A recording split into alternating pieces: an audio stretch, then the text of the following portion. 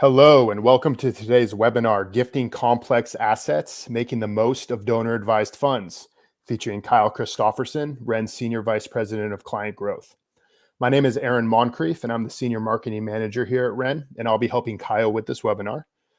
To make sure audio is working and everyone can hear me well, will someone please let me know using the question box on the bottom right of the screen? Just give me a little thumbs up or yes that you can hear me. Awesome. Thank you so much. You can use that chat box to ask questions as they come up during the webinar, and Kyle's going to do his best to answer them all at the end. If we don't get to all of your questions, we'll have someone reach out and answer any questions that you had. This webinar is also being recorded, and you should be getting the webinar sent to you tomorrow. You'll be able to download the webinar deck that Kyle is going to be sharing during this presentation. And without further ado, please take it away, Kyle. All right. Well, good afternoon, everyone. And again, thank you for taking some time out of your afternoon, especially before a holiday week that's coming up for 4th of July, to learn about some ways that you can really amplify the use of donor advised, make use of some of these, what we call complex assets. And the complex assets is really about trying to utilize assets that are not sold on the publicly traded stock exchanges. It's not cash. It's not readily liquidated. And that's going to be the focus for today. Give you a little bit of background on myself. I've been here with Ren for now 23 years, and a lot of different roles that I've had at Ren, from working as an accountant to operations to compliance to consulting with financial advisors, CPAs, attorneys, and plan giving officers on how to integrate charitable giving options into an overall estate and financial plan. But what we wanted to, again, focus on is before we get started with this presentation, is talk about some of the context for why we really feel that this is a really timely and important conversation if you're involved in donor advised funds.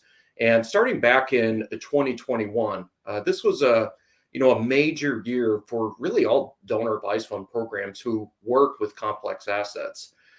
There was a proposed tax increase on capital gains. Many business owners decided to take the opportunity and sell out of these assets. And in fact, all but one of our complex asset gifts in 21 was some sort of business interest. So not only do the clients benefit, but the advisor and their firms benefit as well, because now these illiquid assets are turned into investable assets that are net new assets to the firm. And, in just 4 years of doing this, Kim Ledger is our Vice President of Complex Assets, who leads our complex asset team. And in just 4 years, her team was able to generate over $1.5 billion in complex asset gifts. So very much so that it has been in high demand over the last few years.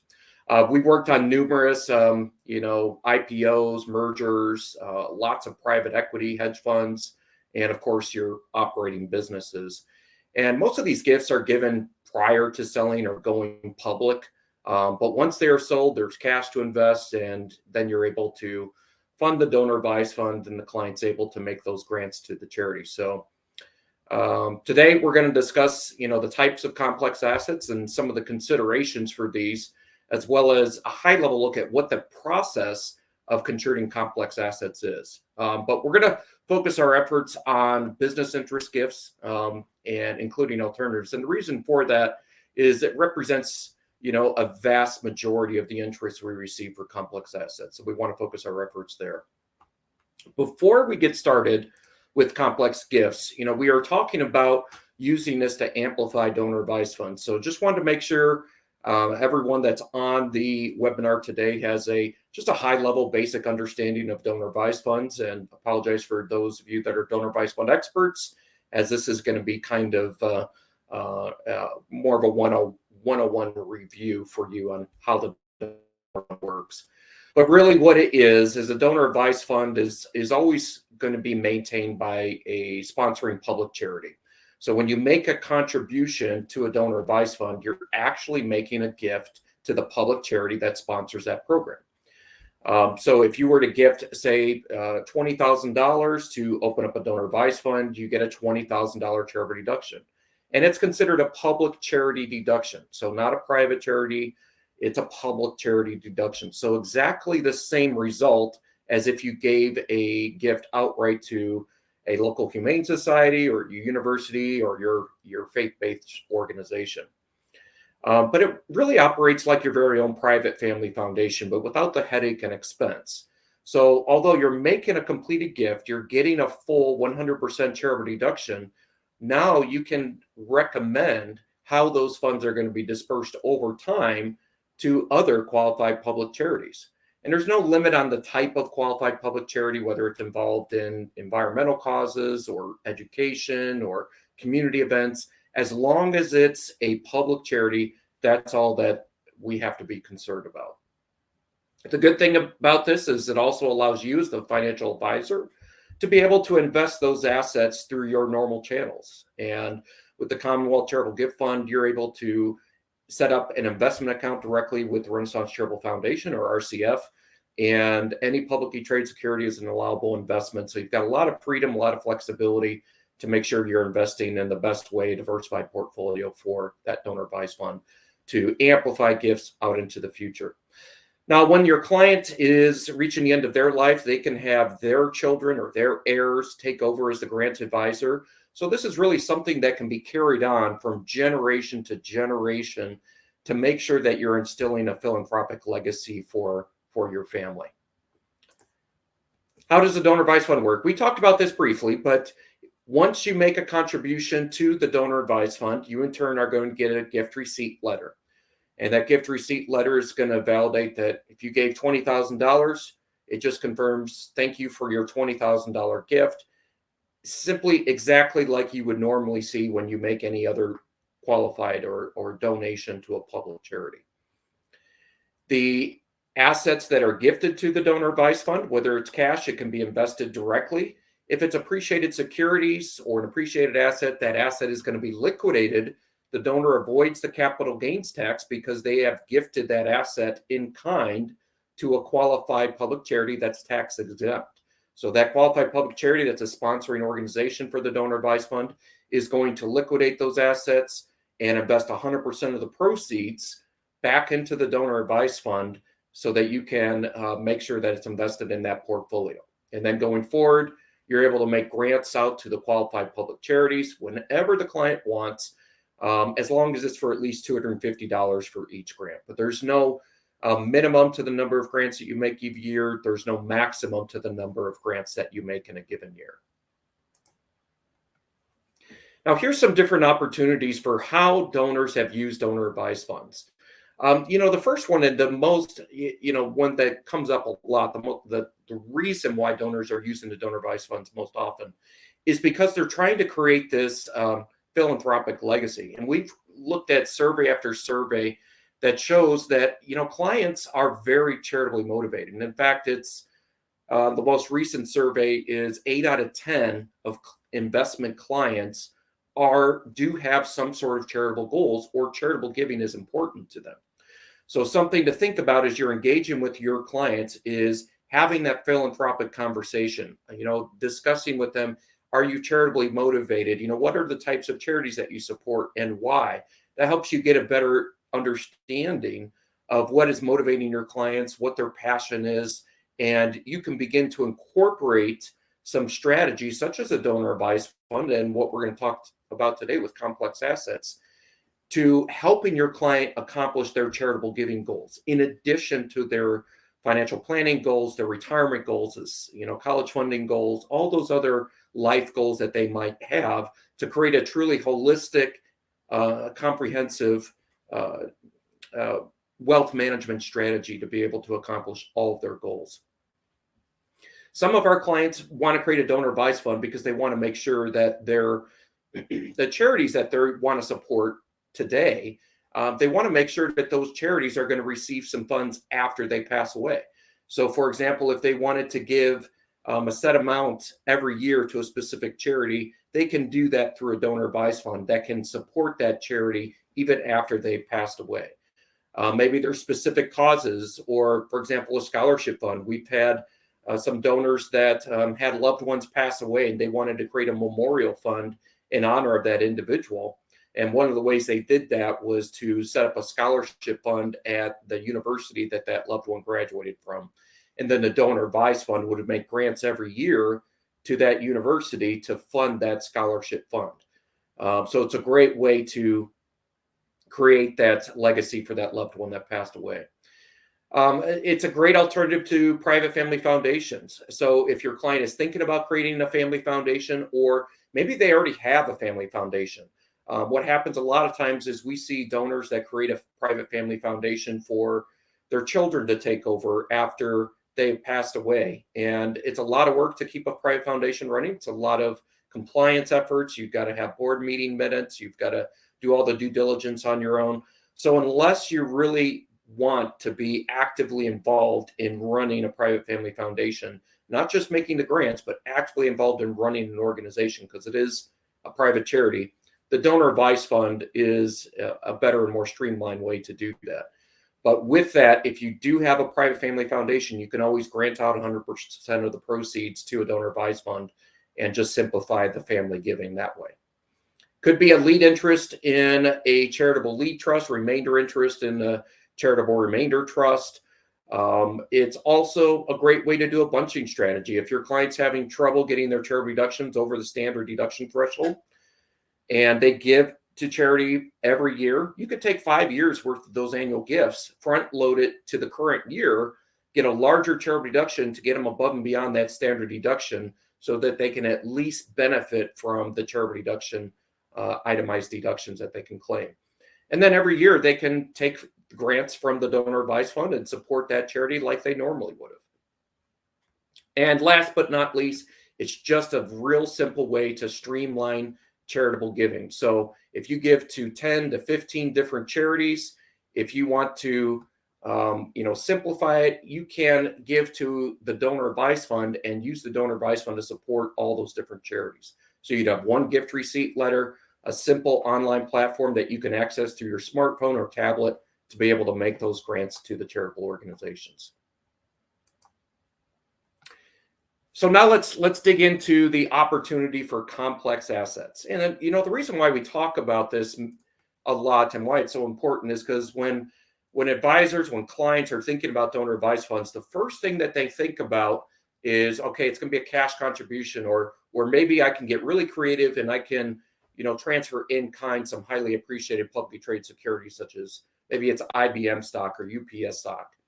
And that is great. And that's entirely something that you can do. But 95 to 99% of the wealth is held in non-cash assets. And you can look at a recent study by Bank of America and the Lilly Family School of Philanthropy. And it was showing that nearly 90% of affluent households give to charity. A number that has been fairly consistent over the years. Plus, they found that the amount of giving has increased by nearly 50%, and the trend for using charitable vehicles, which includes donor advised funds, could also include charitable remainder trusts, has continued to increase. You may also recall in the news in the last couple of years, you might have heard about Elon Musk giving a massive $5.7 billion gift to charity. That gift was structured through a donor advised fund that went to a donor advised fund. So the ultra wealthy are seeing the benefits of utilizing a donor advised fund, and nearly all ultra high net worth individuals have non-cash assets that might be a suitable candidate for a contribution to a donor advised fund. Now, while the tax benefits are important, it's not the only reason donors give to charity. But if they're going to give to charity anyway, let's help them give in a most cost-effective and tax-efficient manner. And that's what this presentation is all about. Examples of complex assets. So here we've got two different buckets of assets. We've got financial assets and personal assets. Let's start off with the personal assets. These are the ones everyone wants to talk about. But unfortunately, a lot of times they just don't make sense for the donor, with the exception of real estate. You will find with real estate gifts that donor sponsors or the public charities that are sponsoring those donor advised fund programs will want that real estate in some sort of liability wrapper, like an LLC. And, from a risk perspective, they'll want to separate that from the other assets in the charity. So it's important because if there is some kind of liability exposure with the real estate, if you have it in a separate LLC for that public charity, it's just a great way to make sure that the rest of the charity's assets are not going to be at risk from that single asset. So if real estate is held in the donor's name, or it could be held in an irrevocable trust, we typically use an outside partner to handle those gifts. So with real estate, it's important to note that debt and charity, they never work out well together. And also, real estate is an incredibly complex gift, so it's expensive to give. So if the real estate is commercial and held in a partnership or a REIT, that's a different story. And now we're looking at making a gift of a closely held business instead of just looking at a gift of real estate. Some of the things that we do is we have what we call our real estate gift analysis form that we use to have the donors complete. You can have go over that with your clients to bring to the surface any issues that we see with the real estate. Just a great tool to, determine, hey, is this something that is worth exploring further? Or, hey, we see a lot of issues here. It's not a good use of your time to be able to go further with this type of asset. Art and collectibles. This could be from paintings to sculptures to gold coins, bullion, rare books even.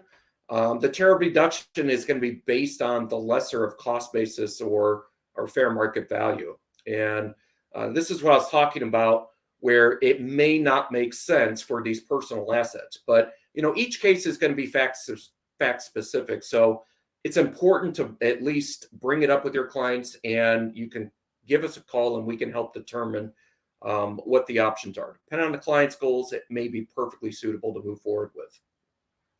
All right, now moving over to financial assets. As I said before, the vast majority of our gifts have been some sort of business interest. Could be M&A type gifts, very common. Private company stock can be C Corps, LLCs, limited partnerships, and even some S Corps. And S Corps can be a little bit complex, so let's spend a minute on S Corps. There's something of an outlier. When you gift those to charity, the charity pays taxes. So what we call unrelated business income tax, or UBIT, on the gain and any income attributed to the DAF during its ownership. And it's generally the only business type where the charity must pay tax on the gain. So it's a very complex gift. So keep it in mind whenever you hear S Corps, there's going to be a lot more work on the front end to determine if it's going to be suitable and a worthwhile gift to explore for a donor advised fund. With restricted stock, like I said, in 2021, it was a strong market for IPOs, mergers. With the new regulations, it's kind of put a dampering effect on these types of gifts. In 2022 and early part of 2023, we didn't see as much demand for making these types of contributions from these restricted stock IPOs or mergers. But we don't think it's dead, not by a long shot. And I think, these M&As are working through that, and we're going to see an uptick either late this year and definitely next year. One of the things to keep in mind when we're talking about restricted stock is after a stock has gone public, there is typically going to be a lockup period where pre-IPO shareholders and insiders are not allowed to sell their stock, or they're going to be limited to a certain percentage. And the most common lockup period that we see is typically around 180 days, but it can vary. For many of the owners, they've acquired some serious life-changing wealth through this process and are stuck with a huge tax bill for that year. And for many, the lockup period won't end before the end of the year. So we, as working with this DAF program that we provide, have to be willing to sign the lockup agreement before the end of the year so you can get the charitable deduction. The fact that we are not asking for anything, not granted to any other shareholder, really sets us apart, and we've been successful in getting counsel on board to allow the transfer. Partnership interests and hedge funds, we typically talk about these together just because they're very similar. Often these are alternative investments or private equity with a long-term hold. And there's a lot of things that we'll go through as far as doing due diligence and digging into these to determine if they're going to be a suitable candidate. Some general comments is we want to say see if there's any outstanding commitments.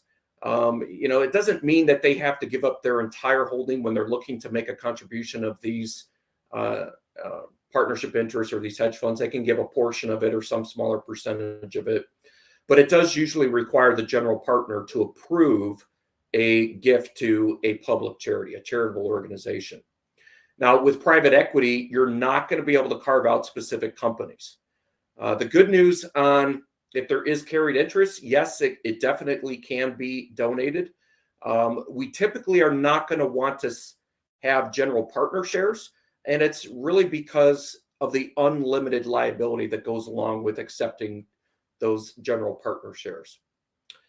And then finally, we have stock options and other equity compensation awards. And most of these awards they're just not going to work in their current form because they result in taxation to the donor on exercise, regardless of who owns them.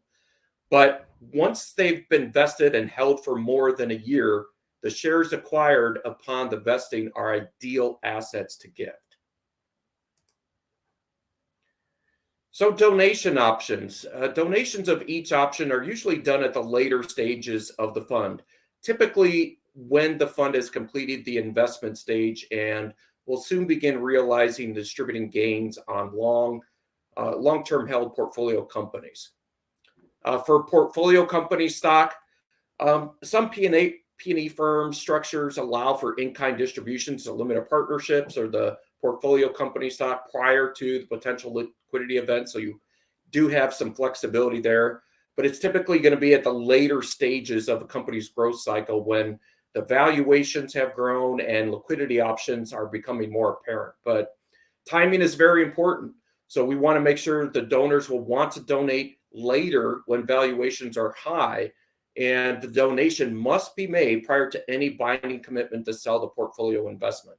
So we're going to talk about before any binding agreement a lot throughout the rest of this presentation, because anytime you're contributing any asset, regardless of what it is, when there's already a binding agreement to sell, is going to be considered a prearranged sale or an assignment of income, which means the donor is going to be held responsible for the taxable event, even if they gave that asset away to charity.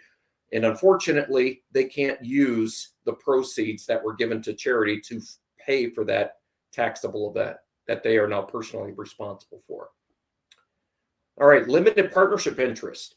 Most PE funds are structured as limited partnerships with expected term of years.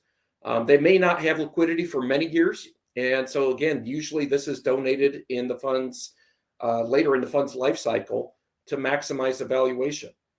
But one of the things to keep in mind is once donated, all future distributions are going to go to the donor advised fund.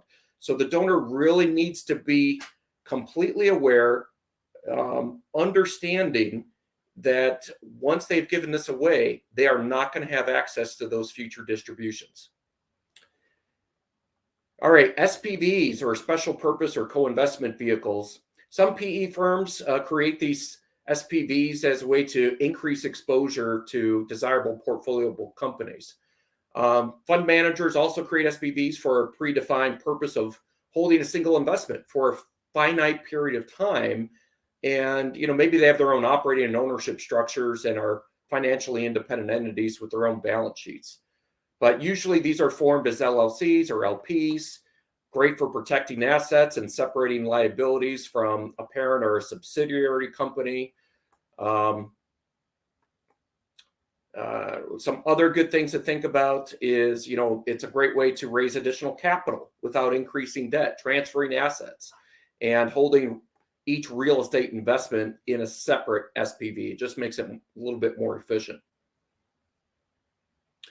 And then finally, carried interest. The good news about carried interest is there's nothing really complex with this type of asset. It's treated as a capital asset, so it's subject to favorable capital gains taxes. So now that we've talked about some of the high-level overview of complex assets, I think it's always good to dive into a case study, and these are actual client examples, client scenarios that we have worked on. And obviously we've changed the names to protect the innocent, changed some of the figures around, but these are based on real life cases that we've worked on with our clients. And for this one, this was Sam, who was selling their tech business. They had a zero basis, of course. Typically, that's how it is with these tech companies. The business was structured as an LLC, taxed as a partnership. So when we first discuss a complex asset opportunity, this is one of the first things that we're going to ask you. How is the business taxed? And it matters. We definitely get excited with C Corps as the DAF doesn't have to pay any taxes on the gains or income. It's very straightforward, very simple, less due diligence and work that we have to go through because you have that C Corp liability blocker. With every other business type, the donor advised fund is going to pay tax on any income attributed to it during the ownership time when the DAF owned that asset. All right, so back to Sam. The donor was really passionate about giving to charity. So he and his wife give regularly every year. And in fact, they already had a donor advised fund in existence. And the donor told us a story about when he set up the donor advised fund, he wanted to get his grandkids involved. So he asked each of them. I think there were 8 grandkids, and they're ranging in age from 7 to 17. It's a common story that we hear. Grandparents do this quite often when they're trying to engage with their grandchildren. But anyway, he asked them to prepare some presentations and make a pitch to the family about a charity of their choice and why grandpa and grandma should give to that charity. He said it was an amazing experience. The grandkids did a great job, and he said he learned a lot about, his grandkids and what was important to them. He said he ended up giving to all the charities. Each one of them had a different charitable organization, and it actually turned into an annual tradition for them. So typically around Thanksgiving or Christmas is when they'll get together to determine what charity and what amount is going to be given to those charities that they're looking to support. But when it came time to sell the business, he reached out to his financial advisor, and they discussed making a gift of 10% of this business holding prior to the sale. And we're often asked, what's the ideal time to give? Is it 2 weeks? Is it 2 days? Is it 2 months? And the answer is, it just depends. There's nothing, it's not something that we want to really give an opinion on. And I don't think you as financial advisors want to do that either. So we're always going to encourage the client to go and work with their tax advisor on the timing of the gift. But there needs to be some element of risk that the deal can still fall through. So if the IRS determines that this was all but certain to occur, they may consider this to be an assignment of income, and they'll treat the gift as a gift of cash. And that gets back to the prearranged sale issue, meaning the donor is going to have to be liable for those capital gains. So again, you want to make sure that the donor advised fund, the public charity sponsoring that donor advised fund program, is going to be able to sell that to whomever they choose. And as long as they can do that, you should be in good shape. In the case of our donor, he provided us with, and this is just getting back to the process that we went through, provided us with all the due diligence, reviewed it, presented it to the board for approval. And it took about 7 days. And once we got everything approved for contribution to the board, we prepared a gift agreement. The donor assigned the interest to the RCF, to the Renaissance Charitable Foundation in this example. And then a short time later, that business sold. Proceeds were wired to RCF, and RCF in turn sent it over to the financial advisor to be invested in the donor advised fund portfolio. Now, before filing their taxes the next year, the donor was going to have to obtain a qualified appraisal, which is used to substantiate that charitable deduction. So it's important to note that this is not the same thing as a business valuation. The IRS has specific rules about what needs to be in the appraisal, what defines a qualified appraisal, and who can do them. They have to be in a qualified appraiser to substantiate the rules from the IRS. And this applies to all complex asset gifts, including alternatives. They're not particularly cheap. They could be several $1,000s, and it depends on the complexity. So it's important to factor this into the overall picture. So what was the end result? So again, we talked about a 10% interest in a $60 million tech business. 10% is going to yield a $6 million donation, creating a charitable deduction of $6 million. And if we're looking at a 20% capital gains tax rate, we've avoided $1.2 million because it's a 0% or $0 cost basis. In addition, we've got NAIT tax that we're able to avoid, that 3.8% surtax of $228,000. And we also avoid the state income tax of $420,000. So in total, our tax savings from a $6 million gift is going to be $1,848,000 that is going to directly benefit the client when they go to sell the rest of their business outright. And now we got another client case that we worked on. This is Sally. And Sally was also Sally was actually using a private equity interest that she wanted to donate to a donor advised fund. She was working with her financial advisor and determined, I have this $10 million gift in this private equity.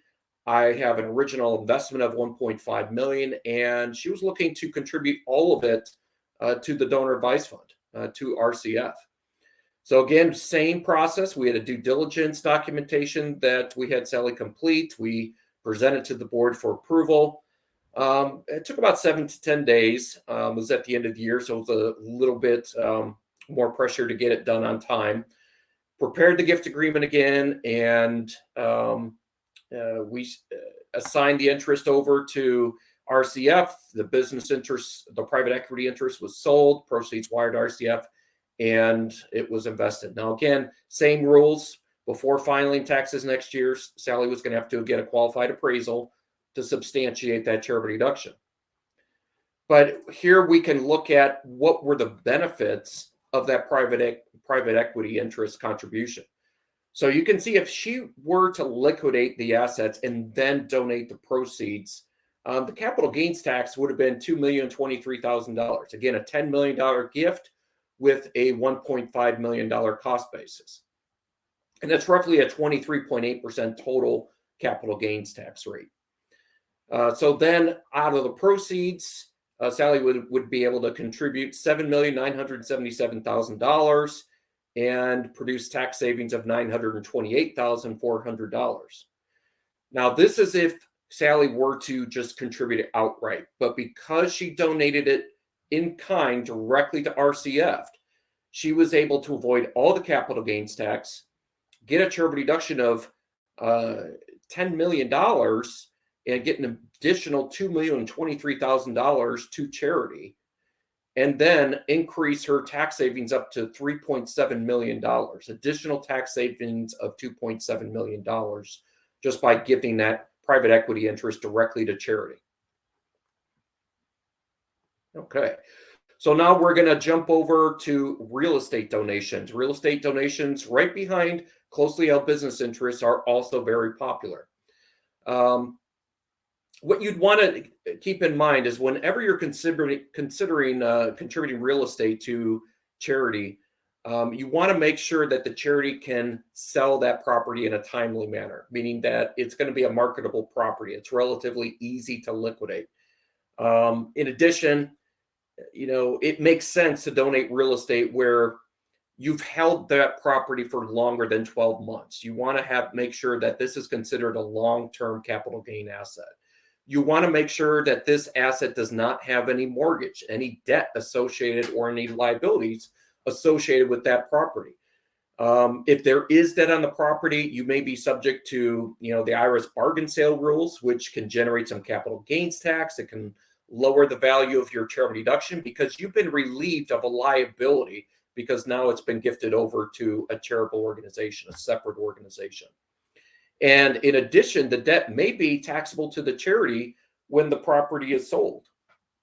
It could be considered acquisition indebtedness. So you're willing to transfer the property irrevocably to the donor advised fund or public charity, they're going to negotiate the sales price, control the sale, and often they're going to use someone that's experienced in the sale of that real estate to be able to take it to fruition. So make sure that the client has the property that's debt free, make sure it's been held longer than 12 months, and make sure that the client is okay with giving away 100% of that interest to the charitable organizations. Again, we're always talking about avoiding the prearranged sales and making sure that when you're donating real estate, you are able to sell that to any individual or entity prior to the contribution being finalized. If not, you're going to have some additional taxable events. Qualified appraisal is also required for real estate. And when you're looking at these qualified appraisal rules to substantiate that charitable income deduction, you're going to have to complete the Form 8283, obtain that qualified appraisal, and a qualified appraiser for contributions of real estate in excess of that $5,000 limit. And we'll talk about more qualified appraisal rules in just a moment. All right, so general considerations as it relates directly to private equity, venture capital, hedge funds. Typically, these investments are going to be administered by these large financial service firms to manage the processing of the paperwork. And the paperwork can be quite burdensome. There's a lot of paperwork that you have to go through for taking your ownership in one of these assets and contributing it over to a charitable organization. For private equities, generally you're going to need the general partner's approval, and the distributions can extend for many years, the distributions from that private equity. For venture capital, you've got the long lifespan, you've got the potential for significant growth. And with hedge funds, just make sure that you've got enough information to determine if it's going to be UBTI. And oftentimes you're going to have enough information within these the documents and paperwork related to these hedge funds to determine if a charitable gift is going to be practical. Some donor considerations to consider. And I know we're getting shorter on time. We've got about 20 minutes left. Want to make sure we have some time for questions. So we just have a few slides left to go through.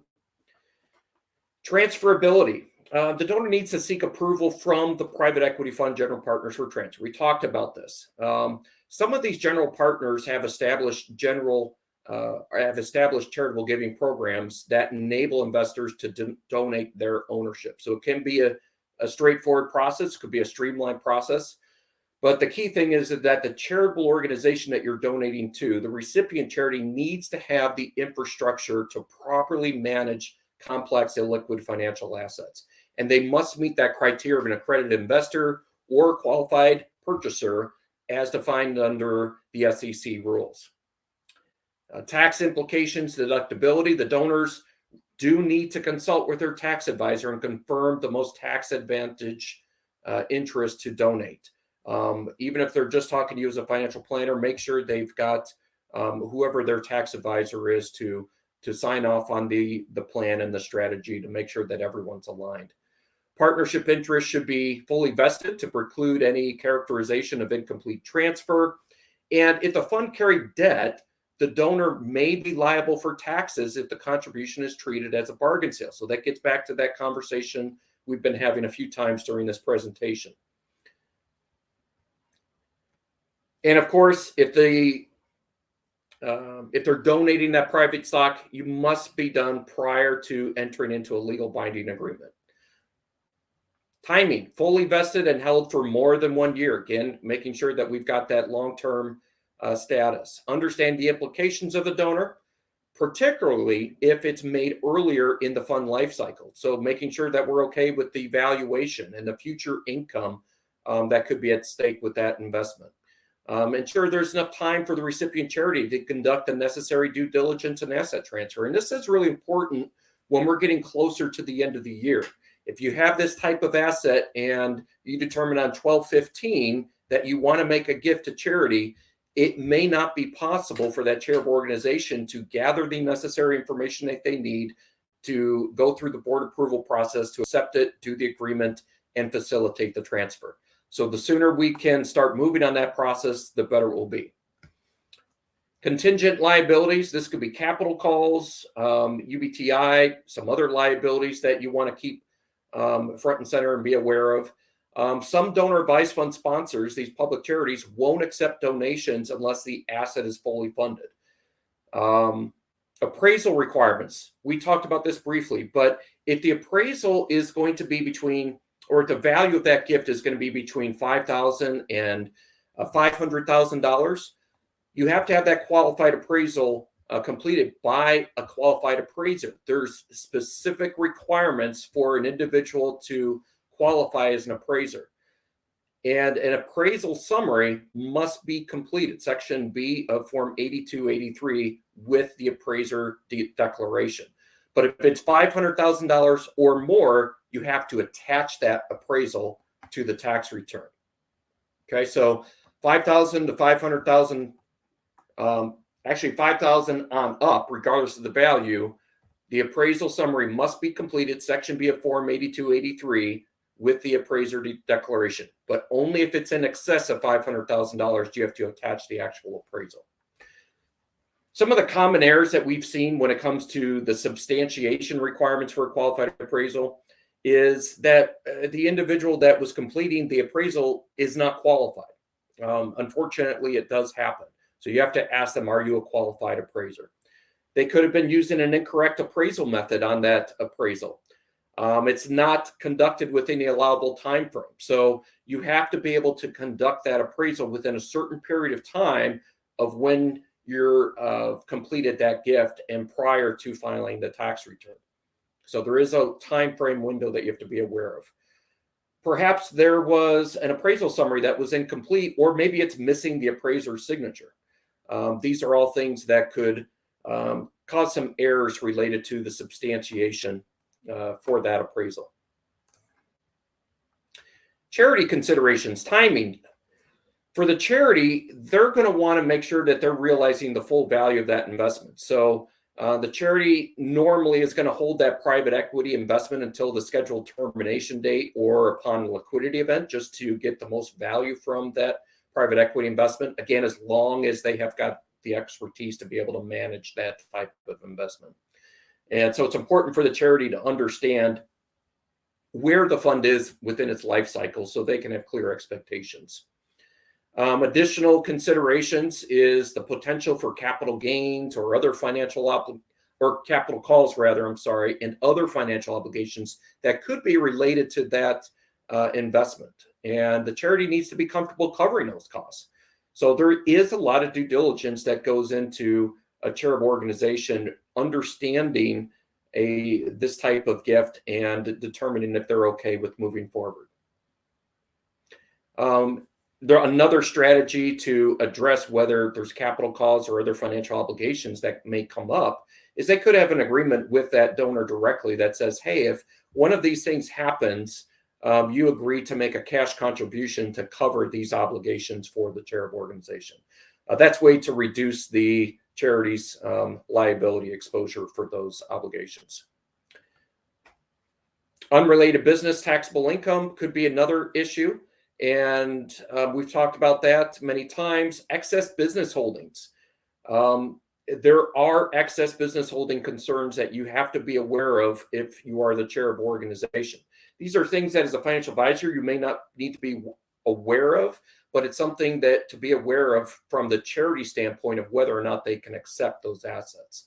So holdings of a donor advised fund program in a business enterprise, together with the holdings of the persons who are disqualified persons, meaning the donors that are making the contribution of this asset, may not exceed 20% of the voting stock of an incorporated business.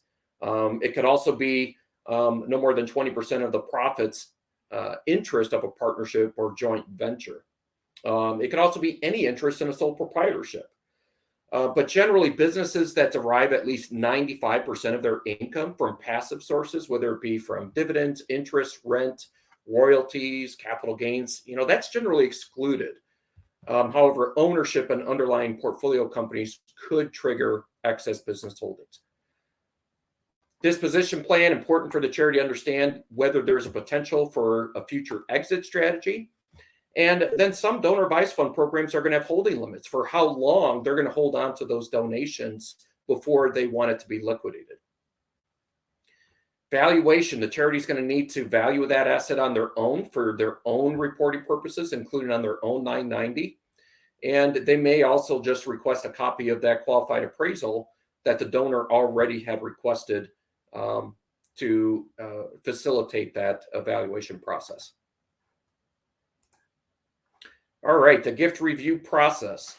The first step in the process is when you first call up and you say, hey, I've got John and Jane Smith that have this closely held business interests, this alternative investment. They're wanting to contribute it to a donor advised fund. The first thing we're going to do is provide a couple checklists, some questionnaires that need to be completed so that we can gather all the relevant documents and information we need to be able to go to the next step, which is to put this in front of our board, complete a legal review of all the information, all the documentation to determine the liability exposure, to determine if there's any hurdles with moving forward with this gift, or if there's any issues that we potentially could see from the donor standpoint. And then we move forward with the gift acceptance committee review. If everything is good there, then we can move forward with the gift transfer. During that gift transfer process, we are going to complete the assignment agreements, the gift agreement for the donors to sign, to the agreement to transfer those investment interests over.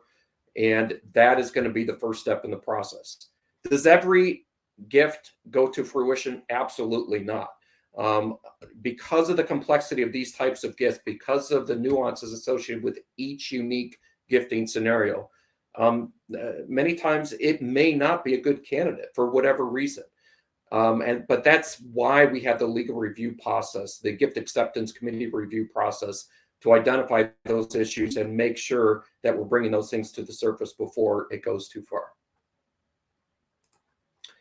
What does the post-donation process look for? Well, once we have the asset that's been transferred over, the interest has been transferred to the ownership of RCF, to the public charity, RCF is going to start the process of liquidating that asset. And this is an important step to get the proceeds we need to be able to move forward with funding the donor advised fund. And again, donors going to get their qualified appraisal. Generally, there's going to be a process or a mechanism that the donor has already been exploring or would recommend for liquidating that investment. And so we're going to be looking to the donor's recommendations on their process for getting those assets liquidated. As soon as we have the proceeds, we're going to turn those proceeds over to the financial advisor to invest in the investment portfolio for the donor advised fund program. These could be in pre-established investment pools with certain donor advised fund programs. With the Commonwealth Charitable Gift Fund, it will be in, I believe, any publicly traded security could be an allowable investment.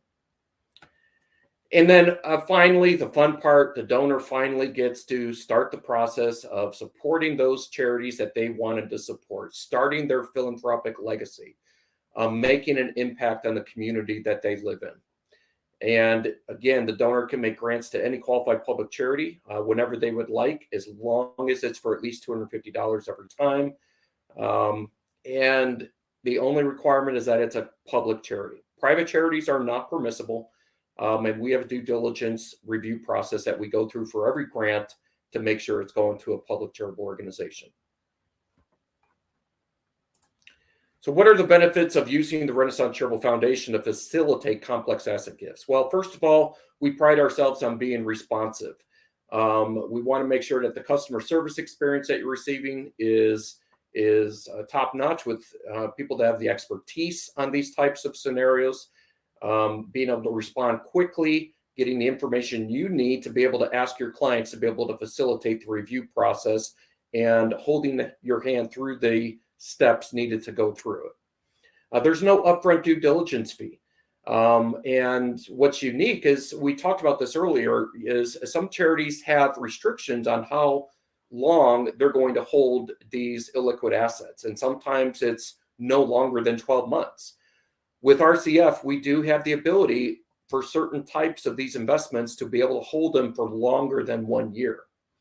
And if you have, let's say you've got a client that has the exact same investment, exact same business interest, we only have to go through this approval process for this one business interest type. If you've got 10, 15 clients that have this exact same business interest, this exact same investment, this alternative investment to contribute, we can use the single approval for that one review process for all other clients that might utilize this or might have this particular investment or business interest. Okay. And then finally, if there's any questions that you have, even after this presentation, I mentioned Kim Ledger leads our complex asset team earlier at the start of this webinar, and she is a great resource to reach out to. Her email address is provided here. But with that, I'll turn it back over to Aaron and see if there's any questions that we can help you out with. Yeah, thanks, Kyle. A few questions did come in, and just to remind everybody, use the chat box on the bottom right of your screen to ask questions as they come in, or that you may have, and we'll answer them as they come in. First one for you, Kyle, is what are some of the most unique complex assets gifts your team has had to evaluate? Oh, there's been quite a few unique gifts that we've evaluated. I would say one of the more unique ones was a donor that had a collection of hood ornaments from these 1930s automobiles. Very elaborate hood ornaments. Some of them would go from a few $100s to several $1,000s just for this hood ornament for these collectible cars. So it was fascinating to see the full list of inventory of all these hood ornaments that he had available from people all over the world that would come to him to purchase these hood ornaments.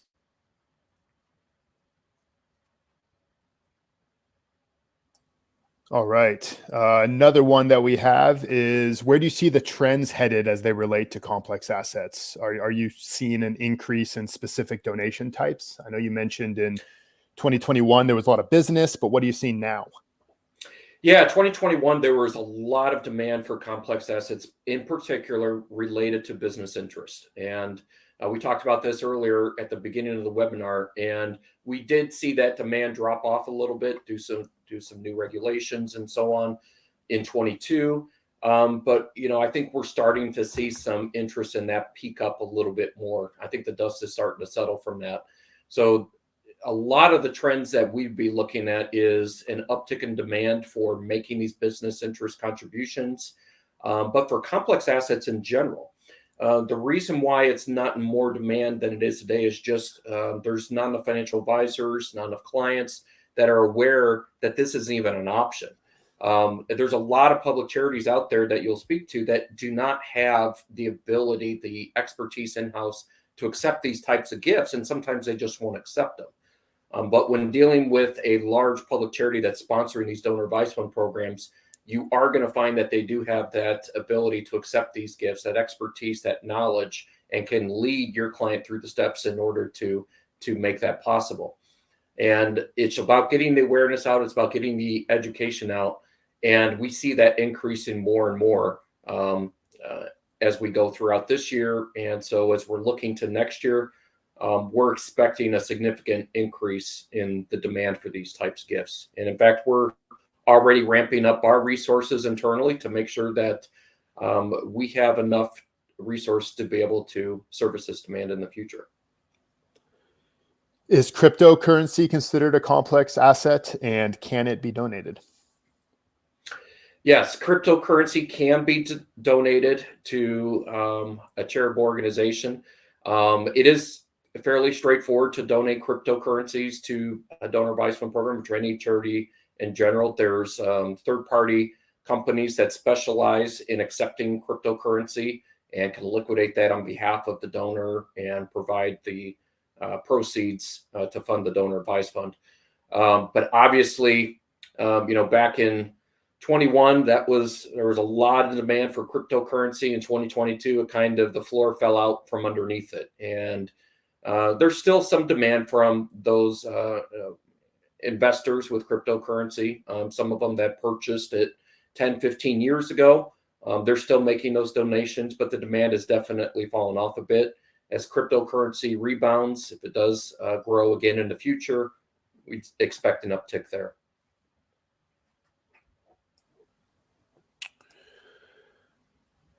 This one came in before the hood ornament story, but it sounds like for personal assets, only real estate makes sense. So are collectibles not a good idea? Yes, collectibles still could be a good idea. The reason why I said that early on is because the tax benefits are not as good as a contribution of real estate. And because you're contributing tangible assets to a charitable organization, your charitable deduction is based on the lesser of cost basis or fair market value. And, you know, if you're looking at a collectible, if you're looking at like the hood ornament collection, you know, the cost basis, you know, what the donor has invested in that particular collection could be very, very low, maybe close to zero even, but it could be the value, the fair market value for what you can go and sell it for could be very high. And the reason why it's just not as popular is because the charitable deduction that you get could be very low. You could avoid taxation from, you know, selling that collection, but the charitable deduction is not going to be as powerful. So when you're looking at assets to contribute to a donor advised fund, it's always better to focus on those assets that you can avoid the capital gains tax and get the best charitable deduction. Because when you go to liquidate those other assets that you did not contribute to a charitable organization, you can use that charitable deduction to help offset some of the tax from the assets that were sold outright. But that does not mean you can't contribute collectibles. It just means that the charitable deduction is not as beneficial. We have time for one more question. You mentioned the grandchildren story. Can the grandchildren simply be the ones to recommend the grants to charity instead of going through the grandchildren? Yes, it is. It is possible for if the grandparents established a donor advised fund account, instead of just meeting with them every year and saying, okay, you have $5,000 to grant to the charity of your choice. You have to do a report on why you want to give it to that charity. Like we said in that client example we went through earlier. You know, they could just simply name the children or the grandchildren as the grant advisors of the donor advised fund account. And then the grandparents can simply, you know, see the grandchildren making these grants out and seeing the charities that they're benefiting. That's certainly possible. What happens more often, what happens most of the time, is the grandchildren are going to be listed as the successor grant advisors, so that when the grandparents pass away, then the grandchildren will take over as the successor grant advisors and make those grants to charity. That's typically what happens. But let's say, for example, a caveat to that is if the grandchildren, you've got two grandchildren that are successor grant advisors, they have completely different charities they want to support.